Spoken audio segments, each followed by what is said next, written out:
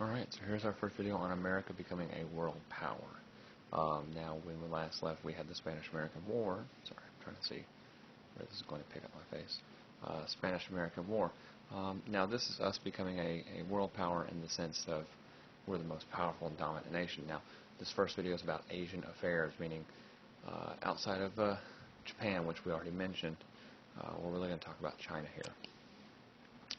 So first off, in China, there existed a sphere of influence, and here you can see the Chinese man in the background while China's being carved up basically like a pie.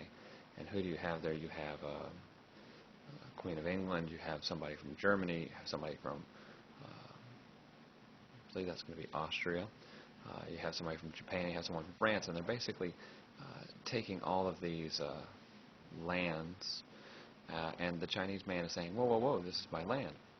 Now, if you notice, there are no American carving up the pie, and that's a big key. Secretary of State, which this would be a good place to bring us up. Secretary of State deals with foreign affairs. We call that diplomacy.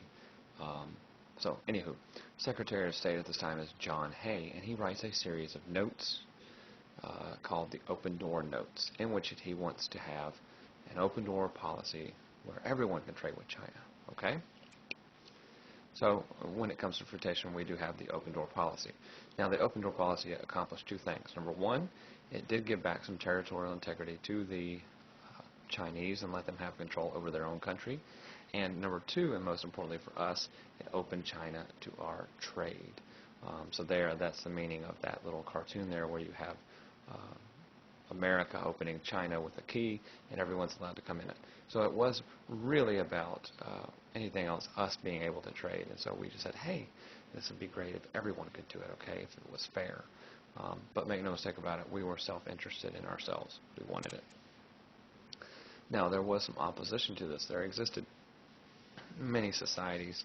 One society was called the Society of the Harmonious Fist and Foot. More commonly, they called them Boxers. Don't ask, it's what happened, okay? So the Boxers essentially wanted every bit of foreign influence out. So they raided the cities. Famously, there was a rape of Nanking. And they basically got anyone who was a Christian missionary or anything like that, and they wanted them removed. Now, in the end, this was a violent thing. I mean, they'd bring these Christian missionaries, people who listened to Christian missionaries, out in the street and behead them or something else horrible. And so this could be really, really bad.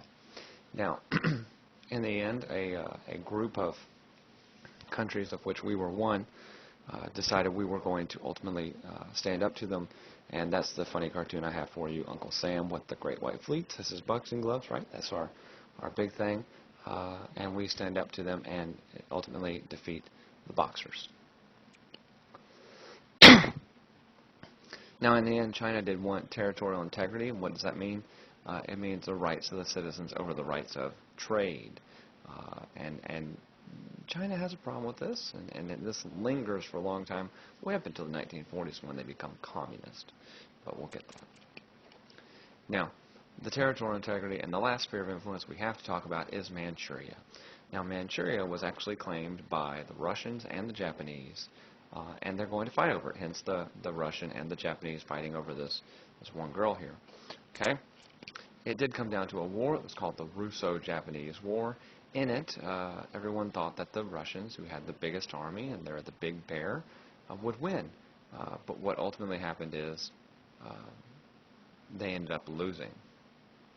So the Japanese are the first Asian country to defeat a European power, and in the end, as you can see here, Teddy Roosevelt was the one who mediated peace, and that was done in Portsmouth, New Hampshire, in 1903, 1904, something like that. Again, going back, if you understand anything about Teddy Roosevelt, he wants to be a mediator on a world scale. Yeah. So that's it for that one.